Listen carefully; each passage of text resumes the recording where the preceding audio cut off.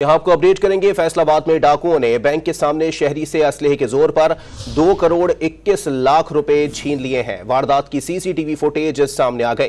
मजीद जानते हैं don news के नुमाइंदे काशिफ हुसैन से। जी काशिफ, अपडेट कीजिएगा। जी बिल्कुल, ये गुज़श्ता शाम 6 बजे जो है ये वाक़या पेश आया था। हमारा फैक्ट्री का इलाका है टाटा बाजार, जहाँ पर क्योंकि वो एक बिजनेस हब है, वहाँ पर सारे ताजिर और सनअतकार बैठे हुए हैं। तो वहाँ पे ये अफसोसनाक वाक़या पेश आया जब एक बेडशीट मालकान जो थे, शोरूम के मालकान, उन्होंने अपने मुलाजमीन को 2 करोड़ 21 लाख रुपए की रकम देके पास ही तकरीबन मैक्सिमम 1 से 1.5 किलोमीटर दूर बैंक था, वहां पे जमा करवाने के लिए भिजवाया।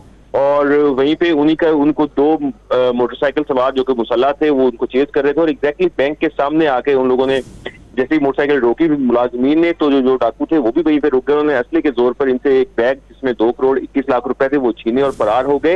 ये पिछले 3 दिन में दूसरी वारदात है। इससे पहले 2 रोज कबल थाना गुलाम अहमदाबाद के इलाके सदर बाजार में भी 26 लाख रुपए शहरी से लूटकर डाकू फरार हो गए थे। और उससे एक हफ्ता पहले बैंक के अंदर से 50 लाख रुपए डाकू जो है वो असले के जोर पर ले गए थे। और पुलिस जो है वो मैक्सिमम अगर फैसलाबाद में कोई काम कर रही है तो वो डीसी और एसीज के साथ जाकर सब्जियों की कीमतों को कंट्रोल करने पे लगी हुई है और शहरियों को डाकुओं के रहमो करम पर छोड़ा हुआ है। जी।